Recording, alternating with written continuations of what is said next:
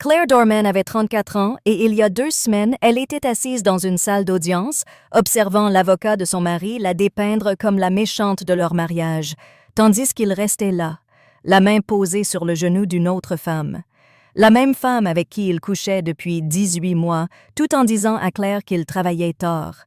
La même femme qui finançait désormais sa tentative de s'approprier tout ce pourquoi Claire avait travaillé depuis l'âge de 19 ans.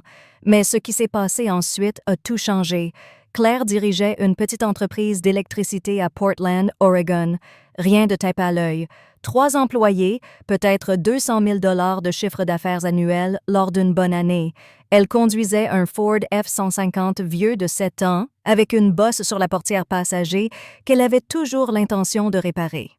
Son mari, Raphaël, travaillait comme assistant de direction dans une start-up technologique du centre-ville, gagnant environ 65 000 $ par an. Ensemble, ils s'étaient construit une vie confortable de classe moyenne. Ils possédaient une modeste maison de 3 chambres dans le quartier de Montavilla, une hypothèque qu'ils remboursaient en avance et un petit compte d'épargne auquel Claire contribuait religieusement chaque mois. Du moins, elle pensait l'avoir construit ensemble. L'audience de divorce était prévue pour 14 heures, un mardi de fin novembre 2024. Claire arriva en avance, l'estomac noué, vêtue du seul tailleur qu'elle possédait, celui qu'elle avait acheté pour les funérailles de son père 3 ans auparavant. Son avocate, Maître David Park, une spécialiste pointue en droit familial qu'elle pouvait à peine se permettre à 300 $ de l'heure, l'avait préparée à ce qui l'attendait. L'avocat de Raphaël argumenterait qu'il méritait la moitié de tout, plus une pension alimentaire, malgré le fait que c'était lui qui avait détruit leur mariage. « Ils vont te faire passer pour la méchante », l'avait prévenu David la veille. Son avocat est Jennifer Walsh. Elle est chère, agressive, et elle ne joue pas franc jeu. Prépare-toi à tout. Claire pensait d'être préparée. Elle ne l'était pas.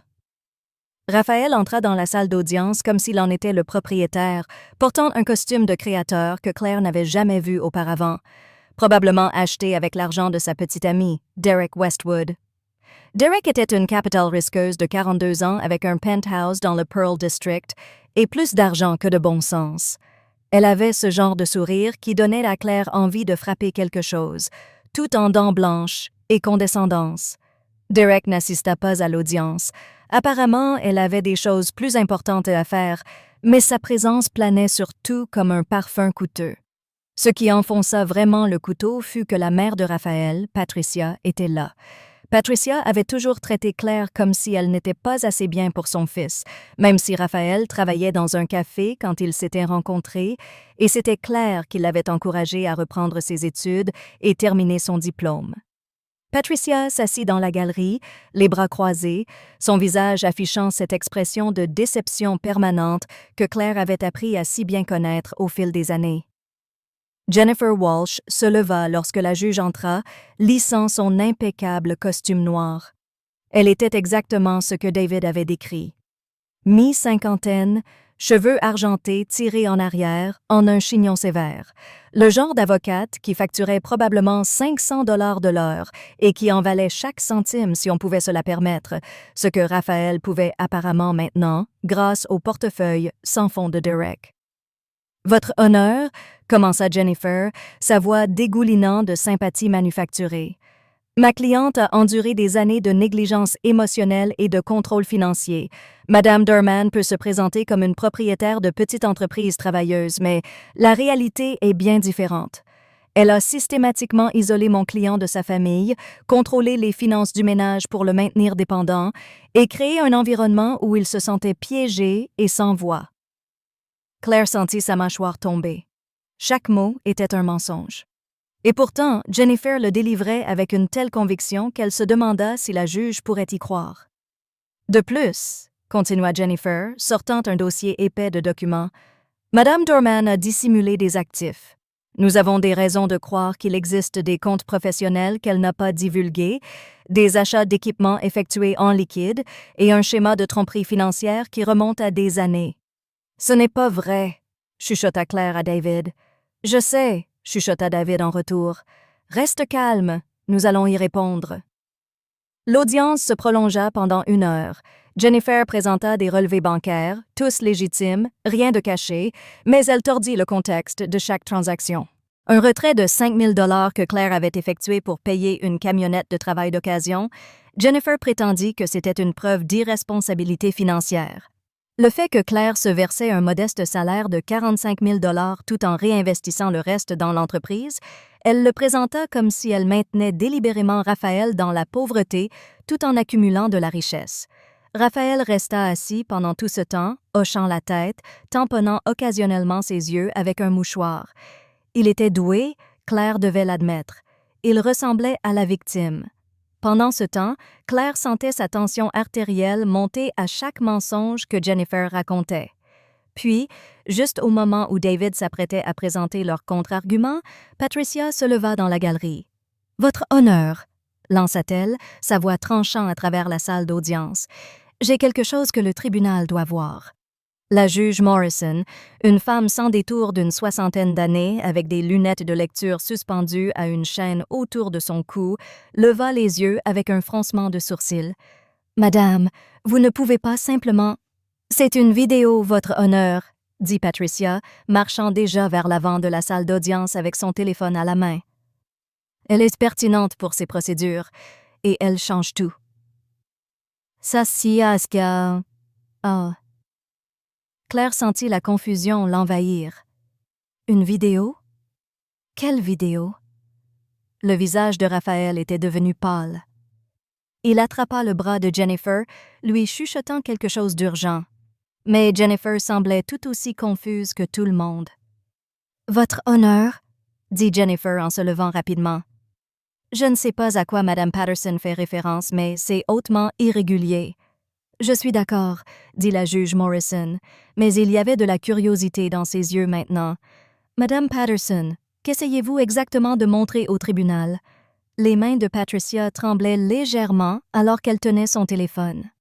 Pour la première fois depuis que Claire la connaissait, 7 ans d'épaules froides et de compliments empoisonnés, elle la regarda directement avec quelque chose qui aurait pu être du regret. « J'ai une vidéo, » dit Patricia lentement, que mon fils ne sait pas que j'ai enregistrée. Elle date d'il y a 3 mois chez moi. Elle montre Raphaël et Derek Westwood discutant de leur plan pour détruire Claire dans ce divorce.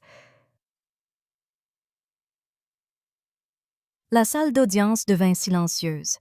Raphaël bondit sur ses pieds. « Maman, qu'est-ce que tu fais? »« Quelque chose que j'aurais dû faire il y a des mois, » dit Patricia calmement. Elle regarda la juge. « Votre honneur, puis-je? » La juge Morrison étudia Patricia un long moment, puis regarda Jennifer. « Maître? » Jennifer avait l'air d'avoir reçu une gifle. Elle jeta un coup d'œil à Raphaël qui secouait frénétiquement la tête, puis regarda de nouveau la juge. « Votre honneur, j'aurais besoin d'examiner ces preuves avant. »« Je pense que nous devons tous la voir, » dit la juge Morrison. Elle fit signe à l'huissier. Affichons cette vidéo sur l'écran de la salle d'audience. Claire regarda dans un silence stupéfait alors que l'huissier prenait le téléphone de Patricia et le connectait au système vidéo de la salle d'audience. Le grand écran sur le mur s'illumina, montrant ce qui ressemblait au salon de Patricia. L'horodatage dans le coin indiquait le 15 août 2024, 19h43. L'angle de la caméra venait d'en haut, probablement d'une étagère ou d'une caméra de sécurité montée. Dans le cadre, Raphaël était assis sur un canapé couleur crème à côté de Derek Westwood. Ils tenaient tous deux des verres de vin, l'air détendu et confortable. Derek avait son bras autour des épaules de Raphaël. « Tu es sûr que ça va marcher? » La voix de Raphaël résonna dans les haut-parleurs, petite mais claire. Derek rit, un son arrogant et dédaigneux. « Bébé, fais-moi confiance. J'ai vécu 2 divorces. Je sais exactement comment jouer à ce jeu. On la dépeint comme contrôlante, on cache une partie de tes revenus dans mes comptes, et on fait en sorte qu'elle ait l'air d'avoir caché de l'argent de l'entreprise. Walsh est chère, mais elle en vaut la peine. Elle va la détruire. » Claire sentit sa poitrine se serrer. Elle avait soupçonné qu'il planifiait quelque chose, mais l'entendre exposer si désinvoltement, si cruellement, rendait cela réel d'une manière à laquelle elle n'était pas préparée. Sur l'écran, Raphaël prit une gorgée de son vin. Et son entreprise? On peut s'en prendre à ça? Absolument, dit Derek. C'est ça la beauté de la chose. Les propriétaires de petites entreprises comme elle n'ont généralement pas une comptabilité très serrée. On prétendra qu'elle cache des revenus, qu'elle prend du liquide sous la table, tout ça. Même si ce n'est pas vrai, l'accusation seule lui coûtera du temps et de l'argent pour se défendre. Elle sera tellement enterrée dans les frais juridiques et les audits qu'elle acceptera un règlement juste pour que ça s'arrête. « Et la maison? » demanda Raphaël. « Tu auras la maison, » lui assura Derek. Walsh argumentera que tu as besoin de stabilité, qu'elle peut aller louer un appartement quelque part. Une fois que tu as la maison, on la vend, on prend les capitaux propres et tu emménages avec moi. Rupture nette, nouvelle vie. Raphaël posa sa tête sur l'épaule de Derek. J'ai tellement hâte d'en finir avec elle. 7 ans à prétendre me soucier de sa stupide entreprise, de son stupide camion, de ses stupides rêves. Mon Dieu, quel soulagement ce sera. Dans la salle d'audience, Claire sentit quelque chose se briser dans sa poitrine. L'homme sur cet écran n'était pas la personne qu'elle avait épousée. Ou peut-être l'était-il, et elle ne l'avait jamais vu clairement. La vidéo continua. Derek embrassa le sommet de la tête de Raphaël. « Ta mère ne soupçonne rien, n'est-ce pas? »« Non, » dit Raphaël en riant. « Elle pense que je suis la victime dans tout ça. Elle a toujours pensé que Claire n'était pas assez bien pour moi de toute façon. Elle soutiendra n'importe quelle histoire qu'on lui racontera. » C'est à ce moment-là que la voix de Patricia résonna sur la vidéo, froide et claire. « Ça, c'était ça. » « C'est ce que tu penses? » Sur l'écran, Raphaël et Derek sursautèrent, le vin éclaboussant dans leurs verres. L'angle de la caméra ne changea pas. Patricia devait se tenir dans une porte juste hors du cadre. « Maman, » dit Raphaël en se levant rapidement, « je ne t'ai pas entendu rentrer. »« Évidemment, » dit Patricia, et la déception dans sa voix était dévastatrice. « J'en ai assez entendu. Plus qu'assez. »« Maman, attends, laisse-moi t'expliquer. » La vidéo s'arrêta là. Dans la salle d'audience, personne ne bougea. Personne ne parla. Claire pouvait entendre son propre cœur battre dans ses oreilles. La juge Morrison retira ses lunettes de lecture, pinçant l'arête de son nez. Quand elle parla, sa voix était de glace. « Monsieur Dorman, saviez-vous que votre mère avait enregistré cette conversation? » Raphaël s'était effondré dans sa chaise. Il avait l'air sur le point d'être malade. « Non, votre honneur. Madame Westwood n'est pas présente aujourd'hui, mais je suppose que votre avocat a opéré selon la stratégie décrite dans cette vidéo? » Jennifer Walsh était devenue très pâle. « Votre honneur, je n'étais pas au courant d'un quelconque plan pour présenter de fausses preuves. Ma cliente est venue me voir avec des réclamations que j'ai évaluées de bonne foi. »« Épargnez-moi ça, maître, » dit la juge Morrison. Elle se tourna vers David. « Maître Park, je suppose que vous aimeriez soumettre cette vidéo comme preuve? » David était déjà debout, et Claire pouvait voir qu'il se battait pour garder le sourire de son visage. « Oui, votre honneur, absolument. »« Ainsi soumis, » dit la juge Morrison.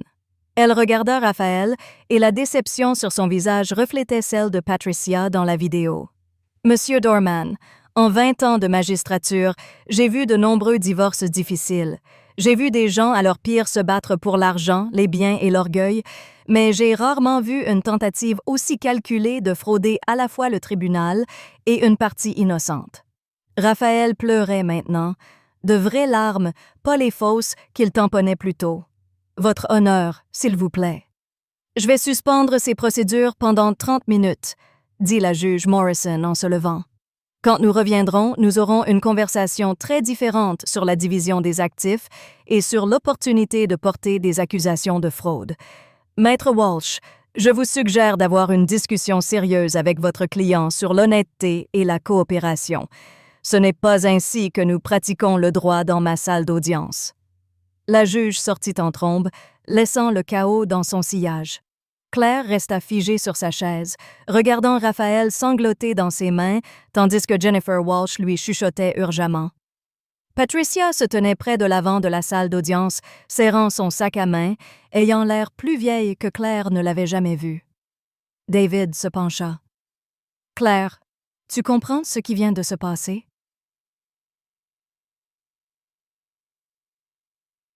Claire hocha lentement la tête. Il s'est enterré lui-même.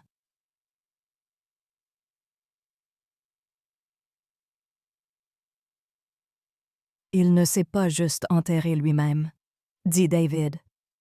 Et maintenant, il sourit. Il nous a tout donné sur un plateau d'argent, la maison, l'entreprise, tout. Et selon ce que la juge décide, Raphaël pourrait faire face à des accusations de fraude.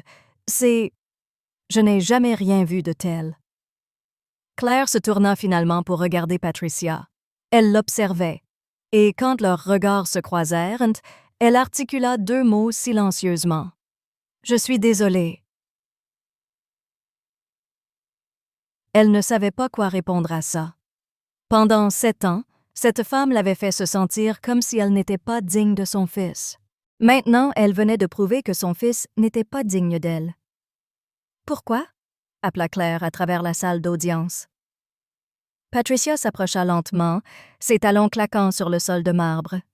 Jennifer tenta de l'empêcher de parler à Claire, mais Patricia l'écarta d'un geste. « J'ai élevé Raphaël pour qu'il soit meilleur que ça, » dit Patricia calmement. « Quand j'ai entendu cette conversation, quand je l'ai entendu rire d'utiliser mes mensonges pour toi, je ne pouvais pas laisser ça arriver. Je ne pouvais pas le laisser détruire une femme bien juste parce qu'il avait décidé qu'il voulait quelqu'un de plus riche. » Elle fit une pause, les yeux humides. « Tu mérites mieux que mon fils, Claire. Tu l'as toujours mérité. Je suis désolée qu'il m'ait fallu si longtemps pour le voir. » Avant que Claire ne puisse répondre, l'huissier rappela tout le monde à l'ordre. La juge Morrison était revenue et elle n'avait pas l'air plus heureuse qu'auparavant. « Rendons les choses simples, » dit la juge en s'asseyant lourdement. « Monsieur Dorman, vous avez 2 options. Option 1, nous procédons à une audience complète. Je soumets cette vidéo au bureau du procureur de district pour une enquête sur la fraude et vous faites face à la fois aux procédures de divorce et à d'éventuelles accusations criminelles. Option 2, vous acceptez tout de suite un règlement que Maître Park et moi allons élaborer, qui sera extrêmement favorable à Madame Dorman, et nous ne poursuivons pas les accusations criminelles. » Raphaël regarda Jennifer qui secoua simplement la tête avec lassitude. « Prenez l'option 2, » chuchota l'avocate. « Option 2, » dit Raphaël, sa voix à peine audible. « Choix intelligent, » dit la juge Morrison. « Voici comment cela va se passer. Madame Dorman garde la maison. Elle garde son entreprise à 100%, sans réclamation de votre part sur les revenus actuels ou futurs. Vous gardez votre voiture et vos effets personnels. Le compte d'épargne sera divisé 60-40 en faveur de Madame Dorman parce que je me sens généreuse envers la personne qui n'a pas tenté de commettre une fraude dans ma salle d'audience. Vous ne recevrez pas de pension alimentaire. Vous paierez vos propres frais juridiques. Comprenez-vous? » Raphaël hocha la tête, les larmes coulant sur son visage. « De plus, » continua la juge, « je mets une note dans ce dossier concernant la tentative de fraude. Si vous ou Madame Westwood tentez de vous venger contre Madame Dorman ou son entreprise de quelque manière que ce soit, ces accusations de fraude seront déposées immédiatement.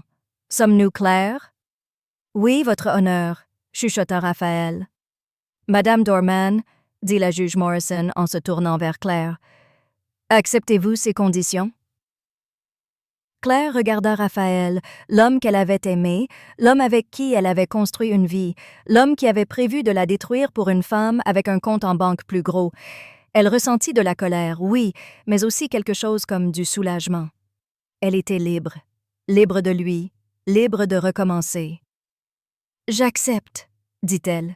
« Alors, nous en avons fini ici, » dit la juge Morrison. Elle frappa une fois de son marteau. Divorce accordé. Maître Park, travaillez avec Maître Walsh pour rédiger les documents. Je veux que ce soit signé d'ici la fin de la journée. Et comme ça, c'était terminé. Claire sortit de la salle d'audience dans un état second. David parlait avec enthousiasme de la façon dont tout s'était retourné, de la chance qu'ils avaient eue, mais Claire l'entendait à peine. Elle descendit les marches du tribunal sous le crachin gris de Portland, restant là un moment. respirant simplement. Patricia la trouva là. Claire.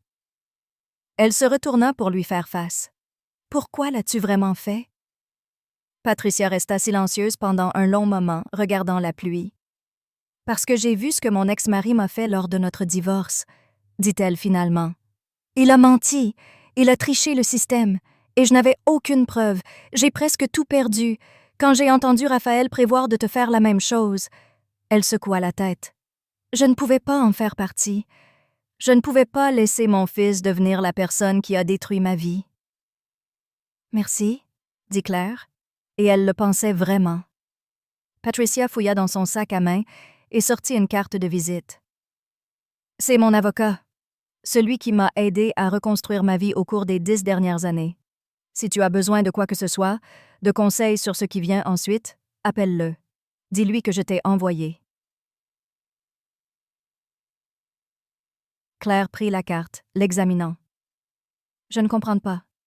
Tu m'as détesté pendant 7 ans. » « Je ne t'ai pas détesté, » dit Patricia doucement. « Je t'en voulais de ne pas être l'homme riche que je voulais pour mon fils. J'avais tort sur ce qui comptait. Mon fils m'a appris cette leçon, même s'il ne le voulait pas. » Elle boutonna son manteau contre la pluie. « Tu es une femme bien, Claire Dorman. Ne laisse pas cela te rendre amère. Ne laisse pas ce qui s'est passé empoisonner ce qui vient ensuite pour toi. » Elle s'éloigna avant que Claire ne puisse répondre, disparaissant dans le parking. Claire resta là encore un moment, laissant la pluie tremper son costume, pensant à tout ce qui avait changé en l'espace de 2 heures. Son mariage était terminé. Son mari l'avait trahie d'une manière qu'elle était encore en train de traiter. Mais d'une certaine manière, de façon impossible, elle était sortie de cette salle d'audience avec tout ce pourquoi elle avait travaillé encore intacte. Elle n'avait aucune idée de ce qui allait arriver, mais elle était sur le point de découvrir ce qui venait ensuite. La semaine suivant l'audience de divorce sembla surréaliste. Claire s'attendait sans cesse à se réveiller et découvrir que tout cela n'avait été qu'un rêve. La vidéo, le témoignage de Patricia, l'effondrement complet de Raphaël au tribunal. Mais chaque matin, elle se réveillait dans sa maison, son nom toujours sur l'acte de propriété, son entreprise toujours intacte et le poids de 7 années de mariage se soulevant lentement de ses épaules. David Park l'appela jeudi matin. « Claire, il faut qu'on parle. Il y a eu un développement. » Claire était sur un chantier à Gresham, en train de refaire le câblage d'un vieux bâtiment commercial. Elle sortit dans le parking, loin du bruit de son équipe au travail. « Quel genre de développement? » « Derek Westwood a appelé mon cabinet ce matin, » dit David, et Claire pouvait entendre le mélange d'amusement et d'incrédulité dans sa voix.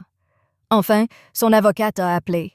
Elles veulent un règlement. »« Un règlement de quoi? Je ne la poursuis pas. »« Pas encore, » dit David. « Mais apparemment, l'avocate de Derek craint que tu le fasses. La vidéo que Patricia a enregistrée la montre explicitement en train de planifier de frauder le tribunal. Elle s'inquiète de l'exposition criminelle et, plus important encore, des dommages à sa réputation. Si cela se sait, et soyons honnêtes, dans le monde d'aujourd'hui, tout finit par se savoir, cela pourrait nuire à ses relations d'affaires. Les capitales risqueuses vivent et meurent par leur réputation. Claire s'appuya contre son camion, essayant de digérer l'information. De quel genre de règlement parlons-nous? Elle offre 75 000 $ en échange de ta signature sur un accord de confidentialité. Tu acceptes de ne pas discuter de la vidéo ou de son implication dans la fraude au divorce, et elle te fait un chèque.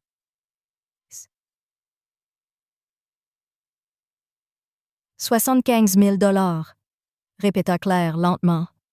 « C'est de l'argent du silence, » dit David franchement. « Et honnêtement, je pense que tu devrais accepter. Tu ne dois rien à Derek Westwood. Et si tu peux être payé pour ton silence, pourquoi pas? Utilise l'argent pour développer ton entreprise, prendre des vacances, ce que tu veux. Prendre simplement la victoire. » Claire y réfléchit. 75 000 $ changeraient les choses pour elle. Elle pourrait embaucher une autre électricienne, acheter de nouveaux équipements, peut-être enfin obtenir cette certification qu'elle reportait à cause du coût. Il ne s'agissait pas de vengeance, il s'agissait d'aller de l'avant. « Organise la réunion, » dit Claire. « Faisons ça. » La réunion eut lieu le mardi suivant au bureau de David, une petite suite dans un immeuble près de Burnside. Derek se présenta avec son avocate, une femme mince d'une cinquantaine d'années nommée Robert Dorman. Aucun lien avec Claire, bien que le nom partagé rendit la situation légèrement gênante. Derek avait l'air différente de ce dont Claire se souvenait des brèves rencontres d'avant. L'assurance avait disparu. Elle portait un costume coûteux, probablement d'une valeur supérieure au camion de Claire, mais elle avait l'air fatiguée, stressée. Il y avait des cernes sous ses yeux. « Madame Dorman », dit Derek d'un ton raide alors qu'elle s'asseyait autour de la table de conférence de David. « Madame Westwood », répondit Claire, gardant sa voix neutre. Robert Dorman ouvrit sa mallette et sortit une pile de documents. « Ma cliente est prête à offrir une compensation en échange de certaines assurances concernant la confidentialité, commença-t-elle dans ce langage juridique prudent qui ne disait jamais vraiment ce qu'il voulait dire. « Arrêtez le jargon corporatif, » interrompit David. « Votre cliente veut payer ma cliente pour qu'elle se taise sur le complot de fraude. Soyons simplement honnêtes sur ce que c'est. » Derek se tortilla, mal à l'aise. Robert lui jeta un coup d'œil, puis hocha la tête. « Très bien. Oui, Madame Westwood offre 65 000 $ en échange de l'accord de Madame Dorman de ne pas discuter des événements entourant les procédures de divorce, en particulier les preuves vidéo. »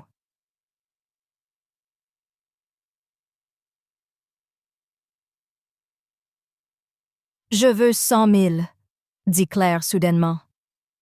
Tout le monde la regarda avec surprise, y compris David. La mâchoire de Derek se crispa. « Derek, ce n'est pas... » « Laissez-moi vous expliquer quelque chose, » dit Claire en se penchant en avant.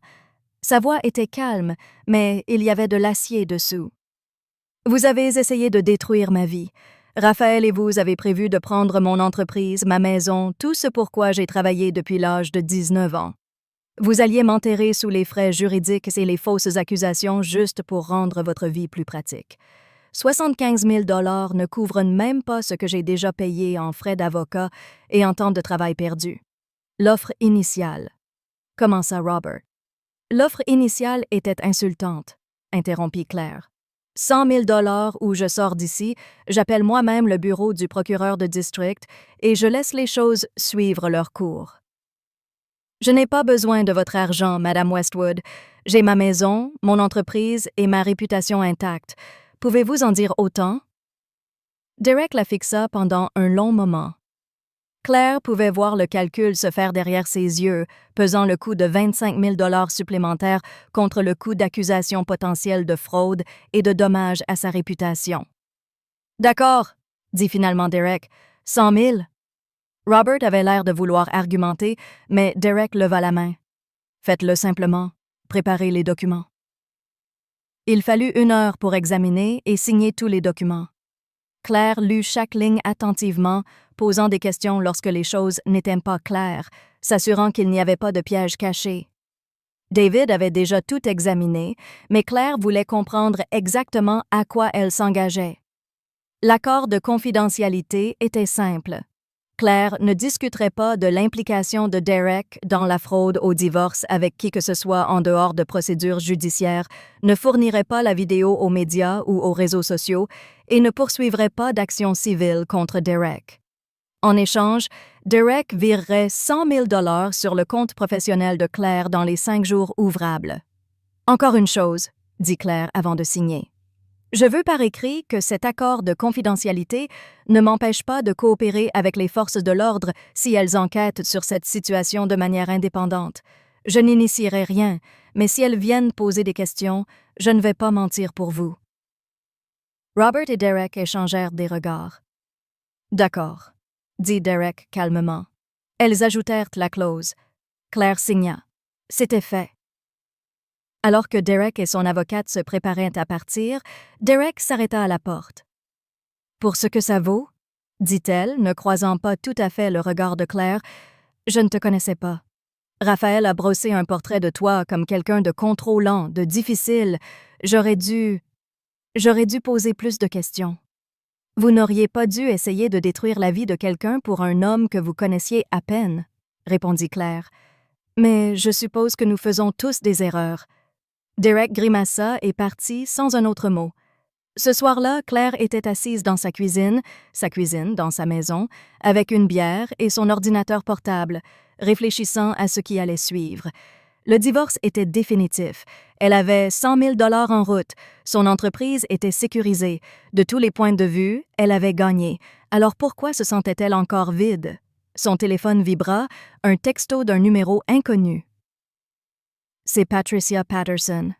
J'espère que ça ne te dérange pas que je te contacte. Je voulais prendre de tes nouvelles. Claire fixa le message pendant un moment, puis tapa en retour. Ça va, je vais bien. Merci encore pour ce que tu as fait. 3 points apparurent, disparurent, réapparurent. Serais-tu ouverte à prendre un café un jour? J'aimerais t'expliquer certaines choses. Sans pression. Claire faillit dire non. L'idée de s'asseoir avec son ex-belle-mère semblait bizarre, inconfortable, mais il y avait quelque chose dans le ton de Patricia, tant au tribunal que maintenant, qui suggérait qu'elle avait plus à dire, plus que Claire pourrait avoir besoin d'entendre. « Bien sûr, » tapa-t-elle. « Quand? » Elles se rencontrèrent samedi après-midi dans un petit café à Selwood, assez loin des endroits habituels de Claire pour qu'elle n'ait pas à s'inquiéter de croiser quelqu'un qu'elle connaissait. Patricia était déjà là quand elle arriva, assise à une table d'angle avec 2 tasses de café. « Je t'ai commandé un café noir moyen? » dit-elle alors que Claire s'asseyait. « Je me souviens que c'est comme ça que tu le prends. »« Bonne mémoire, » dit Claire, sincèrement surprise. Patricia sourit tristement. « J'ai fait plus attention que tu ne le pensais probablement. Je faisais attention aux mauvaises choses. » Elle enroula ses mains autour de sa propre tasse, fixant le liquide dedans. « Je dois te parler de Raphaël, de comment il a grandi. » Claire s'installa dans sa chaise, écoutant. Père s'installa dans... « Le père de Raphaël, mon ex-mari, était conseiller financier, » commença Patricia. « Prospère, charmant, le genre d'homme qui pouvait tout vendre à n'importe qui. Il nous a donné une belle vie.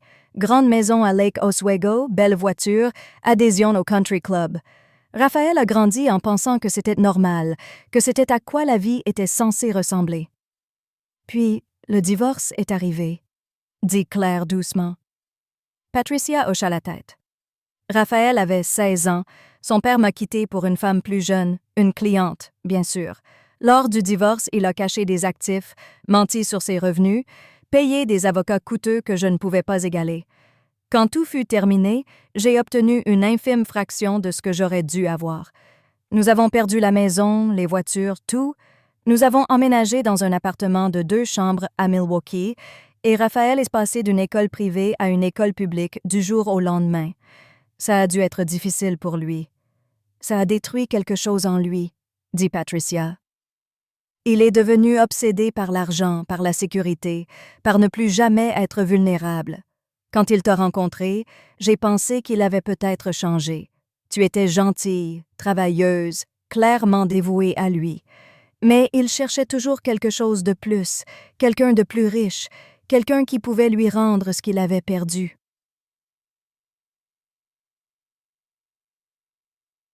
Claire prit une gorgée de son café, laissant l'amertume se répandre sur sa langue. « Pourquoi me dis-tu tout ça? » Parce que je veux que tu comprennes que ce que Raphaël t'a fait n'avait pas vraiment à voir avec toi, dit Patricia.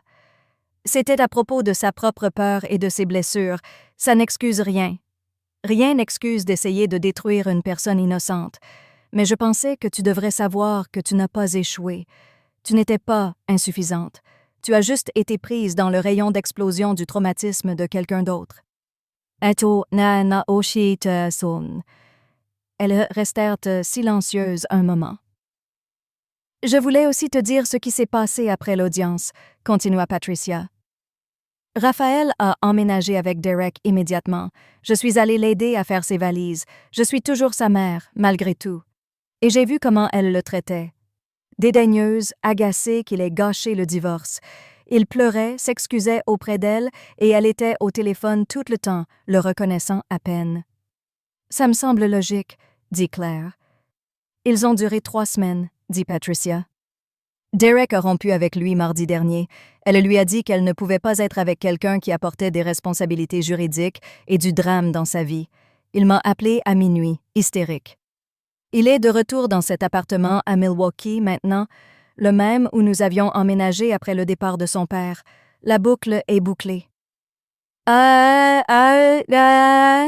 Claire aurait dû ressentir de la satisfaction à cela. Une partie d'elle le ressentit. Mais surtout, elle se sentait juste triste.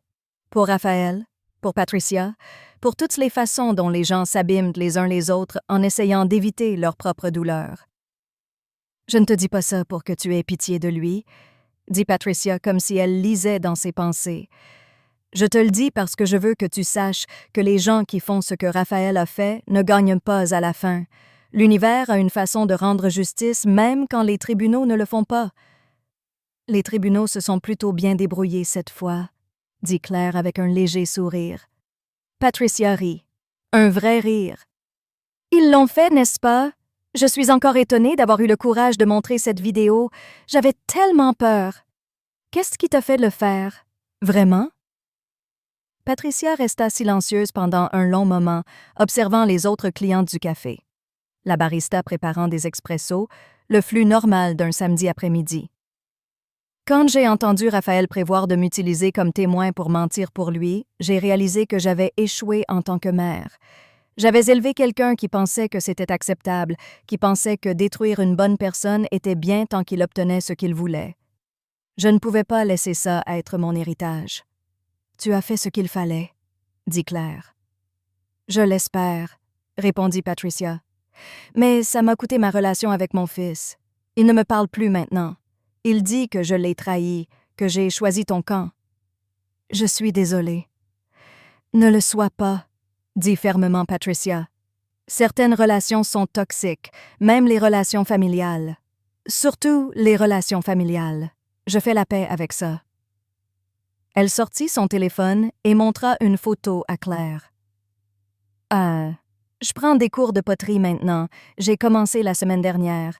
C'est quelque chose que j'ai toujours voulu faire, mais je n'ai jamais eu le temps quand j'étais occupée à maintenir les apparences et à gérer le drame de Raphaël. » Claire regarda la photo, un bol bosselé et de travers qui était clairement la première tentative de Patricia. « C'est terrible, » dit-elle honnêtement. Patricia rit à nouveau. « Ça l'est vraiment. Mais c'est le mien. Je l'ai fait. C'est déjà quelque chose. » Elle rangea le téléphone. « Et toi? Qu'est-ce qui vient ensuite pour Claire Dorman? » Claire pensa aux 100 000 $, à l'entreprise, à la maison vide encore pleine de souvenirs. « Je ne sais pas encore, » admit-elle, « mais je pense que c'est bien. Pour la première fois depuis des années, je peux découvrir ce que je veux, pas ce que quelqu'un d'autre veut de moi. » « C'est un bon point de départ, » dit Patricia. Elles terminèrent leur café en parlant de petites choses, le travail de Claire, le cours de poterie de Patricia, la pluie de Portland qui semblait ne jamais vouloir finir. Quand elles se levèrent pour partir, Patricia hésita, puis tendit les bras et la serra brièvement dans ses bras. « Merci d'avoir accepté de me voir, » dit-elle. Et Claire, ne laisse pas ce qui s'est passé te faire peur de faire à nouveau confiance. Il y a de bonnes personnes là-bas. Tu mérites de les trouver. Claire rentra chez elle à travers l'après-midi gris, les paroles de Patricia résonnant dans son esprit. Quand elle arriva chez elle, elle resta dans l'embrasure de la porte un moment, regardant tout avec un regard neuf. Les meubles qu'elle et Raphaël avaient choisis ensemble, les photos sur les murs, les débris accumulés d'une vie qui n'existait plus. Il était temps d'un changement. Elle passa le reste du week-end à nettoyer. Pas juste un nettoyage de surface, un nettoyage en profondeur. Elle décrocha les photos, emballa les choses qui lui rappelaient trop Raphaël, réarrangea les meubles. Elle repeint la chambre d'une couleur qu'elle aimait vraiment au lieu du beige sur lequel Raphaël avait insisté. Elle acheta de nouveaux draps, de nouvelles serviettes, de nouvelles tasses à café pour remplacer celles qu'il avait prises. Le lundi matin, le virement de Derek fut effectué. 100 000 $ sur son compte professionnel comme un rappel surréaliste que parfois les choses s'arrangeaient vraiment. Claire appela son comptable. « J'ai besoin de conseils sur comment utiliser de l'argent sagement. » Au cours des 2 semaines suivantes, elle fit des changements. Elle embaucha une nouvelle électricienne, une jeune femme tout juste sortie de l'école professionnelle qui lui rappelait elle-même à cet âge. Enthousiaste, travailleuse, désireuse d'apprendre.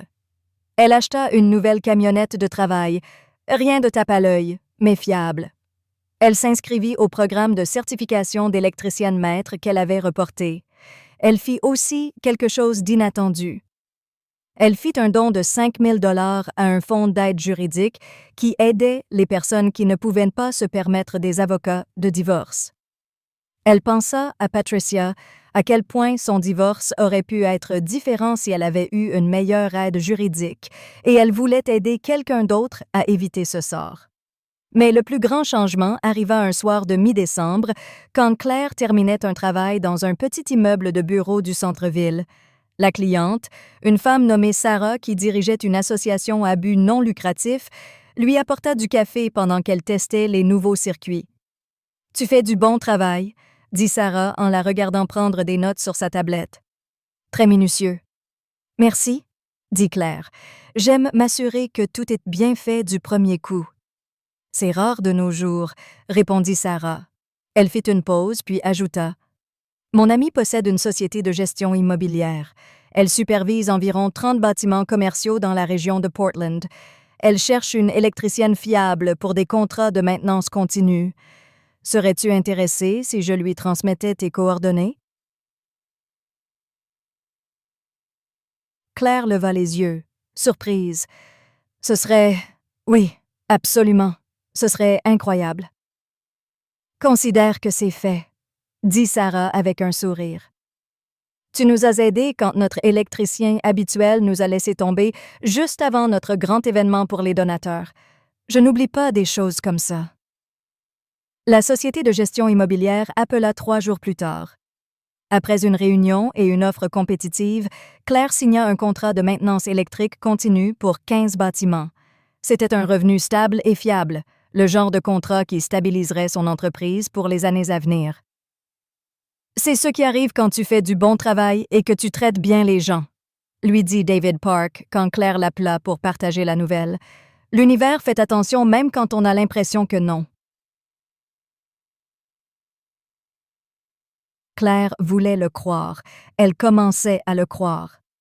La veille de Noël, Claire se rendit à un lot d'arbres et acheta un petit sapin de Douglas. Elle l'installa dans son salon, le décora avec de nouvelles décorations qu'elle avait choisies elle-même. Aucun souvenir douloureux attaché à quoi que ce soit, juste un arbre, quelques lumières et la satisfaction tranquille de recommencer. Son téléphone vibra. Un autre texto de Patricia. « Joyeux Noël, Claire. J'espère que tu vas bien. Ma poterie devient légèrement moins terrible. » Elle sourit et tapa en retour. « Joyeux Noël, envoie des photos de la poterie. J'ai besoin d'un bon fou rire. » Patricia envoya une photo d'un bol qui était toujours bosselé mais nettement meilleur que sa première tentative. Elles échangèrent quelques messages de plus, faciles et confortables, avant de se souhaiter bonne nuit. Claire s'assit devant son arbre, buvant du chocolat chaud et pensant à tout ce qui avait changé en 6 semaines. Elle avait perdu un mari, mais gagné en clarté. Elle avait été trahie, mais en était sortie plus forte. Elle avait découvert que parfois l'univers rendait vraiment justice, généralement quand on s'y attendait le moins. Demain serait le jour de Noël, et pour la première fois depuis des années, Claire le passerait seule. Mais elle n'était pas seule, elle était libre, et ça faisait toute la différence. 3 mois après le divorce, Claire reçut un courriel inattendu. L'objet disait « Derek Westwood, affaires juridiques nécessitant votre attention ». Claire l'ouvrit avec appréhension, se demandant si Derek essayait de revenir sur leur accord ou de causer de nouveaux problèmes. Mais le courriel ne venait pas de l'avocate de Derek. Il venait d'une femme nommée Jennifer Rodriguez, qui se présenta comme enquêtrice au département de la justice de l'Oregon. « Madame Dorman », disait le courriel, « nous menons une enquête sur des irrégularités financières chez Westwood Capital Partners. Votre nom est apparu dans nos recherches préliminaires en raison de votre lien avec Derek Westwood à travers vos procédures de divorce. Nous aimerions vous parler dès que possible. Veuillez noter que vous ne faites pas l'objet d'une enquête et n'êtes soupçonné d'aucun acte répréhensible. » Claire transféra immédiatement le courriel à David Park et l'appela. « Ne panique pas, » dit David après l'avoir lu. « Ça pourrait en fait être une bonne nouvelle pour toi. Souviens-toi, l'accord de confidentialité que tu as signé avec Derek te permet de coopérer avec les forces de l'ordre si elles initient le contact. Tu n'as rien violé en recevant ce courriel. » « De quoi penses-tu qu'elles enquêtent? » demanda Claire. « Si je devais deviner, la vidéo que Patricia a enregistrée a probablement levé des drapeaux rouges. Même si des accusations criminelles n'ont pas été portées contre Derek dans ton cas, ça ne signifie pas que les autorités ne faisaient pas attention. La fraude dans un domaine indique souvent une fraude dans d'autres. Elles sont probablement en train de creuser dans ces pratiques commerciales. » Claire rencontra Jennifer Rodriguez et sa partenaire, une agente fédérale nommée Michael Torres, la semaine suivante. Elles se rencontrèrent dans un lieu neutre, une salle de conférence dans un hôtel du centre-ville, et les deux enquêtrices furent professionnelles, courtoises, et firent attention de souligner que Claire était là volontairement en tant que témoin, pas en tant que suspecte. « Madame Dorman, » commença Jennifer en ouvrant un ordinateur portable et en affichant des fichiers, « nous enquêtons sur Derek Westwood depuis environ 8 mois maintenant. L'enquête a commencé quand l'une de ses investisseuses a déposé une plainte concernant des rendements faussement représentés sur leur investissement. En creusant plus profondément, nous avons trouvé un schéma de manipulation financière, de faux rapports et de fraude potentielle s'étendant sur plusieurs années. » Michael se pencha en avant. « Votre cas de divorce a attiré notre attention parce que le comportement que Derek a montré, la planification, la coordination avec votre ex-mari pour présenter de fausses informations financières, c'est cohérent avec son schéma dans les affaires. Nous pensons qu'elle fait des choses similaires avec ses investisseuses et partenaires commerciaux. » « De quoi avez-vous besoin de moi? » demanda Claire. « Nous avons besoin de la vidéo originale que Patricia Patterson a enregistrée, » dit Jennifer. « Nous comprenons que vous avez un accord de confidentialité avec Mme Westwood, mais comme nous l'avons expliqué, cet accord permet spécifiquement la coopération avec les forces de l'ordre. Nous avons aussi besoin de votre témoignage sur les procédures de divorce et l'implication de Derek dans la tentative de fraude. » Claire n'hésita pas. « Je vous donnerai tout ce dont vous avez besoin. »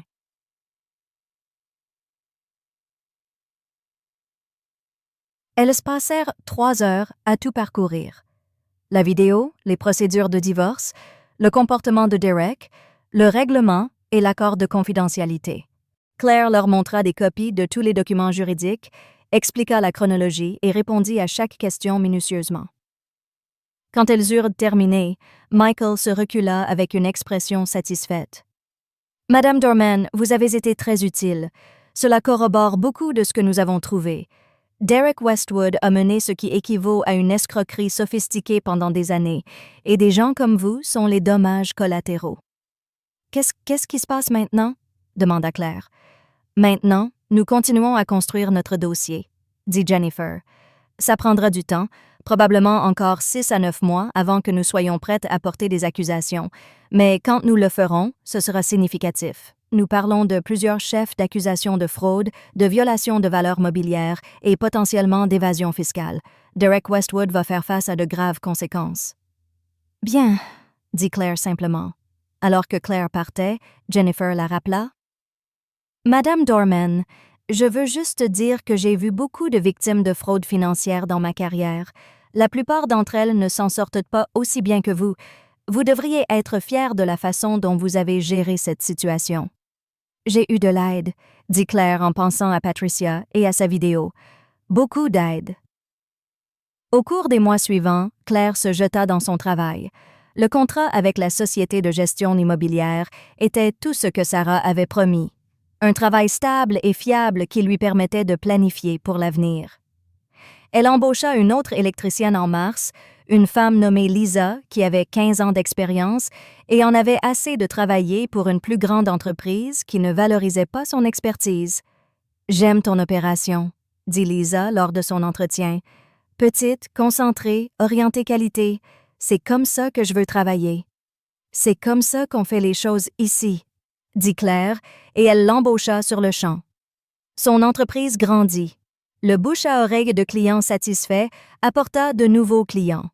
Le don de 5 000 $ au fonds d'aide juridique se transforma en une opportunité de réseautage inattendue quand elle fut invitée à un événement de collecte de fonds et rencontra plusieurs propriétaires d'entreprises qui avaient besoin de travaux électriques.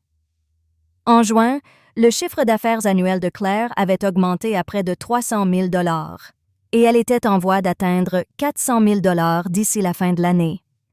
Elle se versa un salaire approprié pour la première fois, 65 000 $ par an, le même montant que Raphaël gagnait. Ça semblait être de la justice d'une petite manière satisfaisante. Mais le vrai changement était dans ce que Claire ressentait par rapport à sa vie. Elle avait commencé à voir une thérapeute en février, travaillant sur la trahison et les problèmes de confiance de son mariage. Elle avait rejoint une ligue de soccer récréatif pour rencontrer de nouvelles personnes et faire de l'exercice. Elle avait même recommencé à sortir avec des gens. Rien de sérieux encore, juste des cafés et des dîners avec différentes personnes, apprenant comment être ouverte aux connexions sans se perdre. Un samedi de fin juin, Patricia lui envoya un texto. « Es-tu libre pour un café? J'ai des nouvelles. » Elles se rencontrèrent au même café à Selwood, et Claire remarqua immédiatement que Patricia avait l'air différente, plus légère d'une certaine façon. Elle portait des vêtements plus décontractés que ceux à quoi Claire était habituée, et ses cheveux étaient plus courts.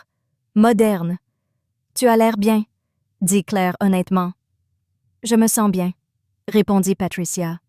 Elle sortit son téléphone et montra une photo à Claire. « Regarde ce que j'ai fait. » C'était un vase en céramique, vraiment bien fait avec des lignes épurées et un beau glacis bleu. « Patricia, c'est incroyable, » dit Claire, sincèrement impressionnée. « Je prends des cours 2 fois par semaine, » dit-elle fièrement. « Je deviens vraiment bonne. Mon instructeur pense que je pourrais vendre quelques pièces au marché des arts local. » Elle rangea le téléphone. « Mais ce n'est pas la nouvelle que je voulais partager. J'ai eu des nouvelles de Raphaël. » Claire sentit son estomac se serrer. « Oh! Il m'a appelé la semaine dernière, » dit Patricia. « Première fois en 6 mois. Il voulait de l'argent, bien sûr.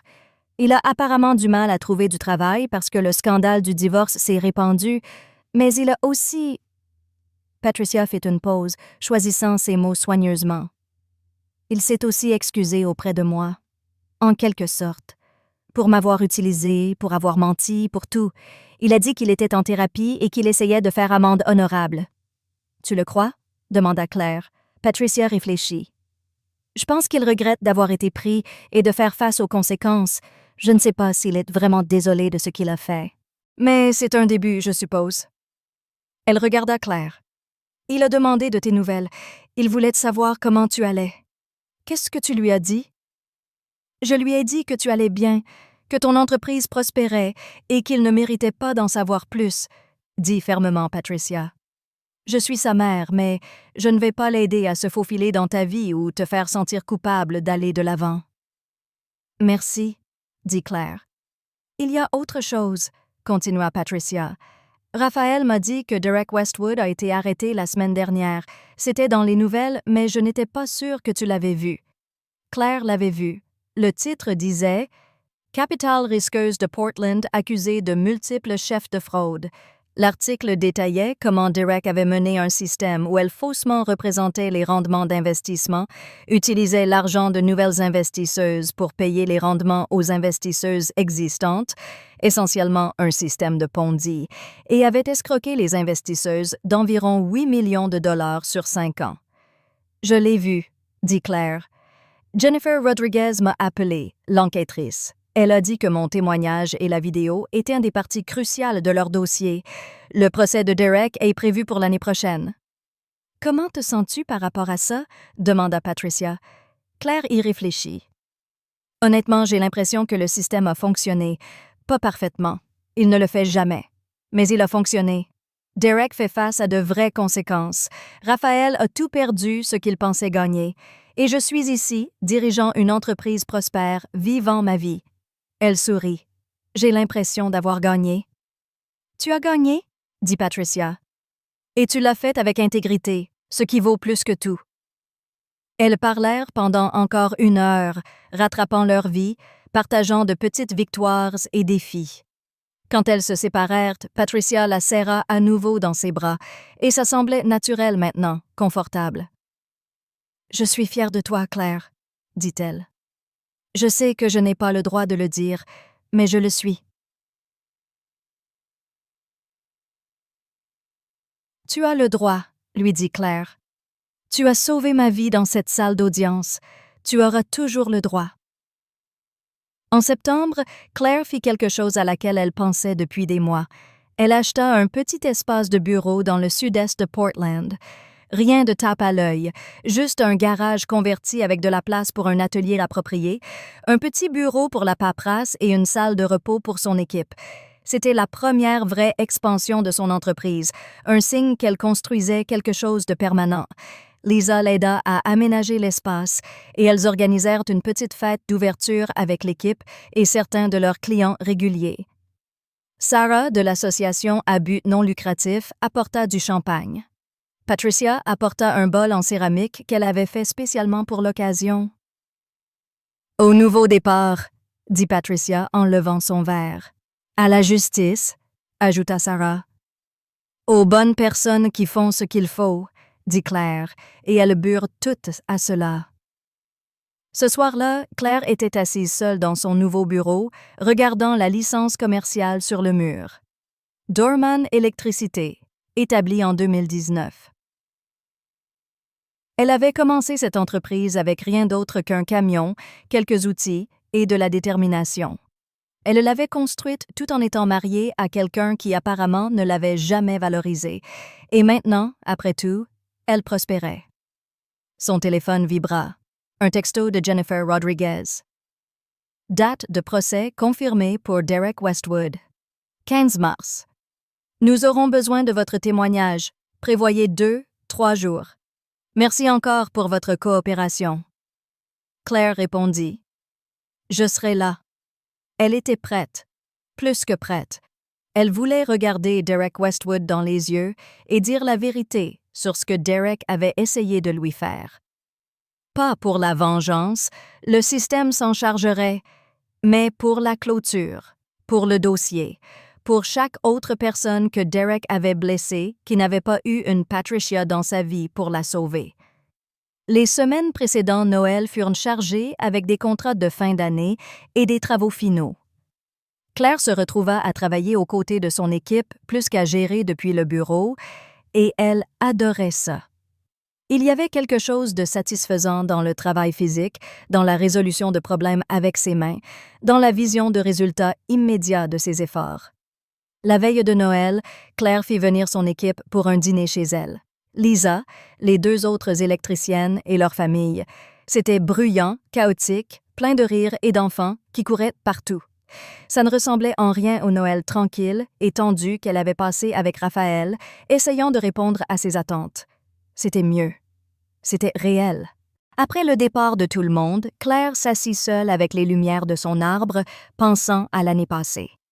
Elle était passée d'être assise dans une salle d'audience face à la ruine financière à être assise dans sa propre maison, sa propre entreprise prospérant, entourée de personnes qu'elle aimait et en qui elle avait confiance.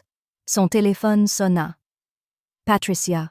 « Joyeux Noël, » dit-elle quand Claire répondit. « Joyeux Noël, » répondit Claire. « Comment vas-tu? »« Je vais bien, très bien en fait. Je voulais te dire que je vois quelqu'un. Un homme que j'ai rencontré dans mon cours de poterie. Il s'appelle Richard.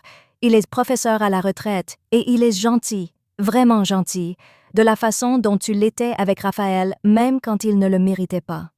« Je suis heureuse pour toi, Patricia, » dit Claire, et elle le pensait vraiment. « J'ai appris en te regardant, » dit doucement Patricia.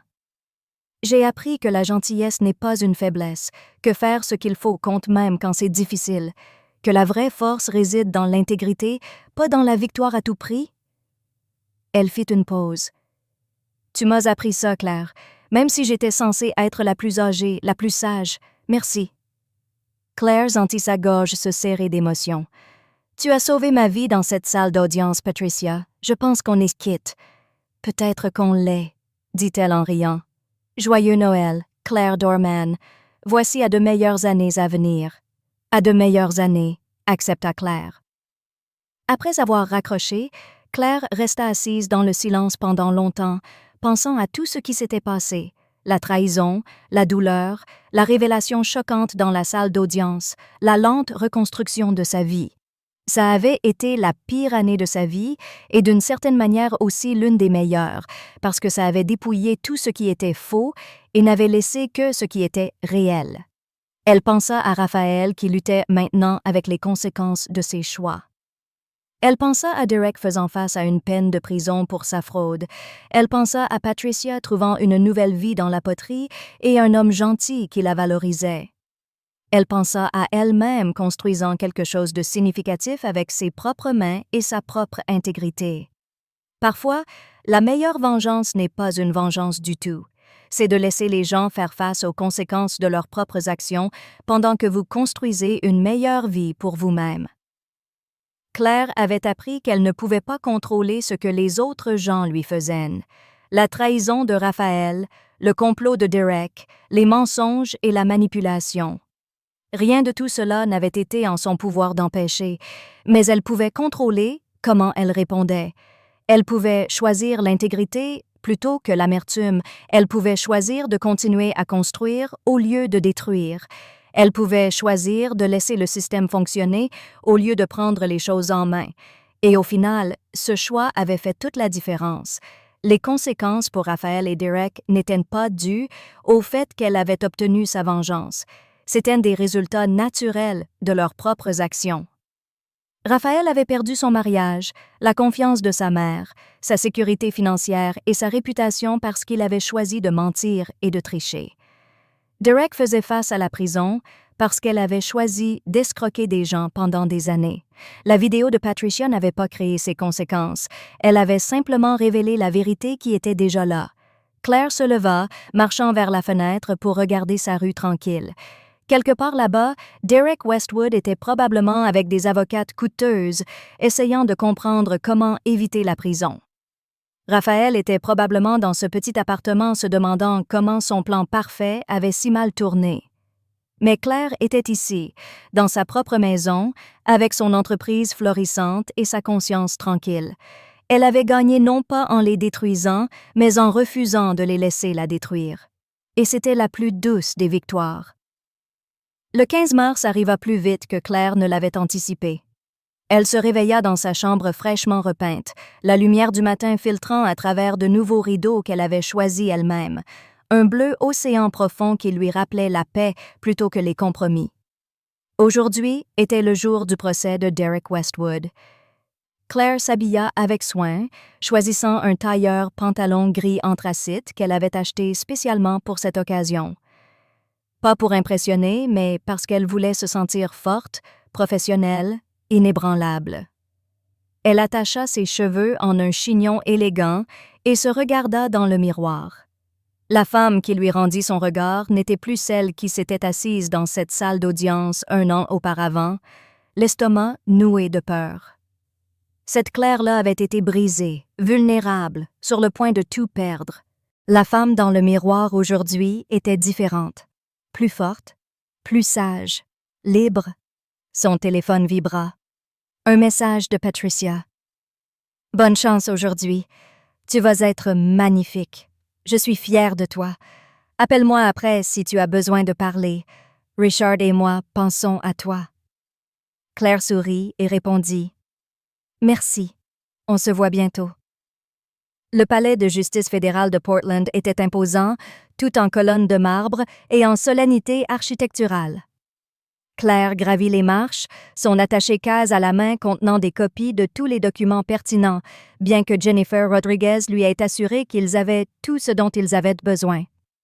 David Park l'attendait dans le hall, accompagné de Jennifer et Michael. « Claire, » dit David en la serrant brièvement dans ses bras. « Tu es prête? »« Plus que prête, » répondit-elle. Jennifer lui fit un signe de tête approbateur. La défense va probablement essayer de te dépeindre comme quelqu'un qui a une rancune personnelle contre Madame Westwood. Reste calme, reste factuel et dis simplement la vérité. La vidéo parle d'elle-même. Je comprends, dit Claire. Elles entrèrent dans la salle d'audience. C'était plus grande que celle où le divorce avait été prononcé, plus formelle, avec des rangées de bancs remplis de journalistes, d'investisseuses lésées et de curieux. Claire aperçut Derek assise à la table de la défense, entourée de 3 avocates en costumes impeccables. Derek avait maigri. Ses traits étaient tirés, son regard fuyant. Elle ne ressemblait plus à la femme arrogante et confiante qui avait planifié de détruire la vie de Claire. Quand leurs regards se croisèrent brièvement, Derek détourna rapidement les yeux. Claire prit place dans la galerie, attendant d'être appelée.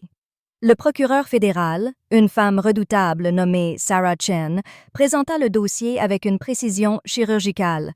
Elle détailla le système de Ponzi de Derek, les fausses déclarations aux investisseuses, les millions de dollars détournés. Témoin après témoin vint raconter comment Derek les avait escroqués, comment elle avait menti, manipulé, détruit des vies, puis ce fut le tour de Claire. L'accusation appelle Claire Dorman à la barre. Claire se leva, marcha jusqu'au box des témoins, posa sa main sur la Bible et prêta serment. Sa voix était ferme, claire. Sarah Chen s'approcha avec un sourire encourageant. « Madame Dorman, pouvez-vous expliquer à la Cour votre relation avec l'accusé, Derek Westwood? » Claire prit une profonde inspiration. Derek Westwood a eu une liaison avec mon mari, Raphael Dorman, pendant notre mariage. Ensemble, ils ont planifié de frauder le tribunal lors de nos procédures de divorce pour me priver de mes biens, de mon entreprise et de ma stabilité financière. Et comment avez-vous découvert ce plan? Ma belle-mère, Patricia Patterson, a enregistré une conversation entre eux où ils discutaient en détail de leur stratégie. Sarah Chen fit jouer la vidéo pour la cour. Le silence tomba dans la salle alors que les voix de Raphaël et Derek résonnaient à travers les haut-parleurs, exposant leur complot avec une clarté brutale. Quand la vidéo se termina, Claire vit plusieurs membres du jury secouer la tête, dégoûtés. « Madame Dorman, » continua Sarah Chen, « qu'est-ce que ce comportement vous révèle sur le caractère de l'accusé? » Cela me révèle que Derek Westwood est quelqu'un qui planifie méthodiquement la destruction d'autrui pour son propre gain, dit Claire calmement. Elle n'a aucun remords, aucune conscience morale. Si elle pouvait planifier de détruire une parfaite inconnue, moi, avec une telle désinvolture, je n'ai aucun mal à croire qu'elle ait pu faire la même chose à ses investisseuses. « Objection !» cria l'une des avocates de Derek. « Spéculation !»« Retenue !» dit le juge. Le jury ignorera cette dernière remarque. Mais le mal était fait. Claire pouvait voir dans les yeux des jurés qu'ils avaient déjà tiré leurs propres conclusions. Le contre-interrogatoire fut agressif, comme prévu. L'avocat principal de Derek, un homme chauve et imposant nommé Marcus Brennan, tenta de dépeindre Claire comme vindicative, amère, cherchant à se venger.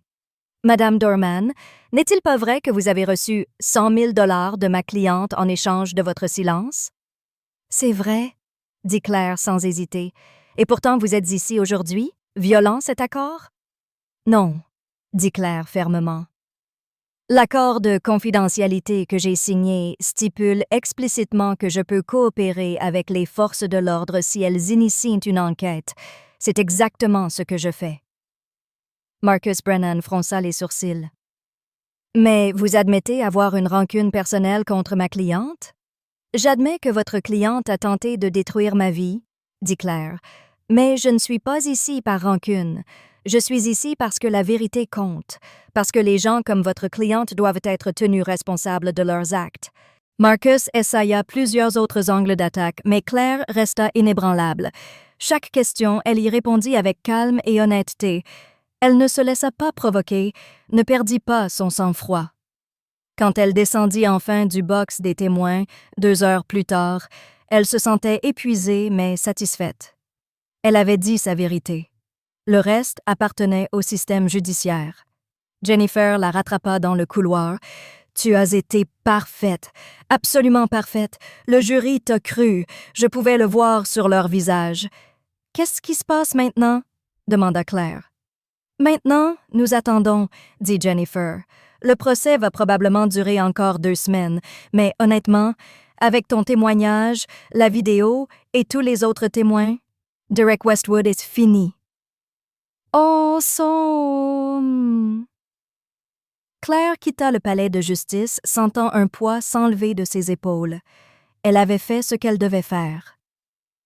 Justice serait rendue. Elle s'arrêta dans un café en chemin vers son bureau, commandant un grand latte et s'asseyant près de la fenêtre pour regarder la ville s'animer autour d'elle. Son téléphone sonna. Patricia. « Alors, comment ça s'est passé? »« Bien, » dit Claire. « Vraiment bien. J'ai dit la vérité et je pense que le jury m'a cru. » « Bien sûr qu'ils t'ont cru, » dit Patricia avec fierté. « Parce que tu es quelqu'un de bien, Claire. Et la bonté, ça se voit. » « Comment va Raphaël? » demanda Claire, surprise de constater qu'elle posait la question sans ressentir de douleur. Patricia soupira. « Il progresse, je suppose. Il a trouvé un emploi dans une petite entreprise de comptabilité. Rien de glamour. Il vit toujours dans cet appartement à Milwaukee. Il va en thérapie 2 fois par semaine. »« Bah-tu... » Elle fit une pause. « Il m'a demandé si je pensais que tu accepterais de le voir un jour. Pas maintenant, mais peut-être dans quelques années. Il veut s'excuser en personne. » Claire réfléchit à cela. « Peut-être. Un jour. Mais pas bientôt. » « C'est exactement ce que je lui ai dit, » approuva Patricia. « Il doit vivre avec les conséquences de ses choix. C'est la seule façon qu'il grandira vraiment. » « Et toi? » demanda Claire. « Comment vont les choses avec Richard? » Le ton de Patricia s'adoucit immédiatement. « Oh, Claire, c'est merveilleux. Nous prenons notre temps, bien sûr. À notre âge, on ne se précipite pas. Mais il est ce que j'ai toujours cherché sans le savoir. Gentil, patient, présent. Il aime ma poterie, même les pièces ratées. » Elle rit. « Il dit que les imperfections les rendent plus intéressantes. »« Ça me semble être quelqu'un de bien, » dit Claire en souriant. « Il l'est. Tu le rencontreras bientôt. J'organise un petit dîner le mois prochain. Toi, moi, Richard, et Lisa si elle veut venir. Un petit cercle de gens qui comptent. »« J'y serai, » promit Claire. Après avoir raccroché, Claire termina son café et retourna à son bureau. Lisa était là, supervisant l'installation de nouveaux équipements qu'elles avaient commandés, des testeurs de circuits haut de gamme et de nouveaux outils électriques. « Comment ça s'est passé au tribunal? » demanda Lisa. « Bien, » dit Claire. « Je pense que justice sera rendue. » Lisa hocha la tête. « Tant mieux. Cette femme mérite tout ce qui lui arrive. » Elle fit une pause, puis ajouta « Au fait, j'ai eu un appel ce matin. Tu te souviens du type de cette conférence sur les énergies renouvelables à laquelle nous sommes allés le mois dernier? Lequel? Celui de l'entreprise de panneaux solaires. Il veut qu'on soumissionne pour un contrat d'installation pour un nouveau développement résidentiel. 50 maisons. » Claire sentit son cœur s'accélérer. « 50 maisons? Lisa, c'est énorme. »« Je sais, » dit Lisa avec un grand sourire. « J'ai déjà commencé à préparer notre proposition. Si on obtient ça, on va devoir embaucher au moins 3 autres personnes. »« Alors préparons la meilleure proposition qu'ils aient jamais vue, » dit Claire. Les 2 semaines suivantes passèrent dans un tourbillon d'activités. Claire et Lisa travaillèrent tard chaque soir sur la proposition pour le contrat de panneaux solaires, peaufinant chaque détail, s'assurant que leur prix était compétitif mais équitable. Pendant ce temps, le procès de Derek suivait son cours dans les médias. Chaque soir, Claire regardait les nouvelles, voyant des images de Derek entrant et sortant du tribunal, son visage de plus en plus défait au fil des jours. Les témoignages s'accumulaient contre elle, les investisseuses ruinées, les documents financiers frauduleux, le schéma de mensonge qui remontait à presque une décennie. Puis, un jeudi après-midi, Jennifer Rodriguez appela. Le jury a rendu son verdict. Claire retint son souffle. Et? Coupable, sur tous les chefs d'accusation. Fraude en valeurs mobilières, fraude électronique, blanchiment d'argent, évasion fiscale, tout. Claire ferma les yeux, sentant un mélange de soulagement et de satisfaction la traverser. Quelle sera sa peine? La sentence sera prononcée dans 6 semaines, mais le procureur demande 15 à 20 ans. Avec son casier maintenant et l'ampleur de la fraude, elle en fera probablement au moins 12. 12 ans. Derek Westwood passerait la prochaine décennie en prison. « Merci de m'avoir prévenu, » dit Claire. « Non, Claire, merci à toi. Ton témoignage a été crucial. Tu as aidé à rendre justice à beaucoup de gens. » Ce soir-là, Claire s'assit sur son porche arrière avec un verre de vin, regardant le soleil se coucher sur Portland. Son jardin avait besoin de travail. Elle n'avait jamais été douée pour le jardinage, mais elle aimait cet espace. C'était le sien, vraiment le sien. Son téléphone sonna, un numéro qu'elle ne reconnut pas. « Allô?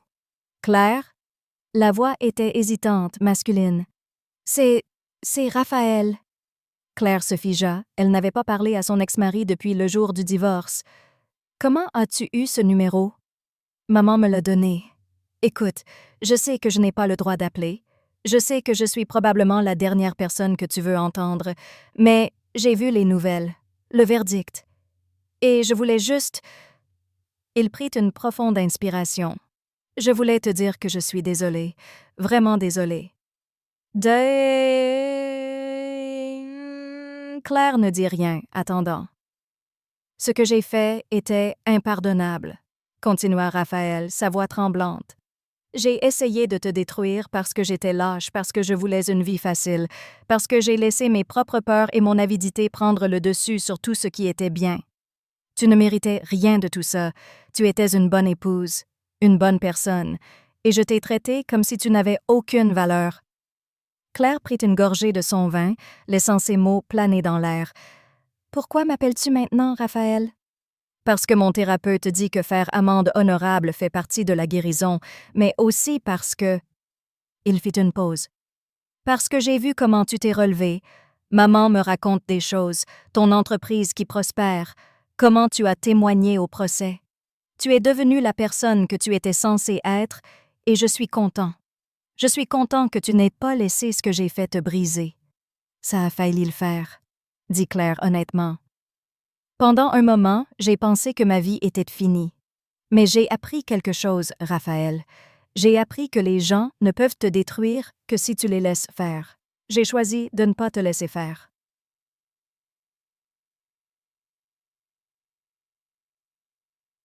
« Je suis content, »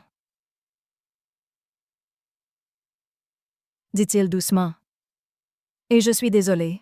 Je vais passer le reste de ma vie à essayer d'être meilleur. » « Je te souhaite bonne chance avec ça, » dit Claire, et elle le pensait vraiment. « Mais je ne suis pas prête à te pardonner. Peut-être que je ne le serai jamais. »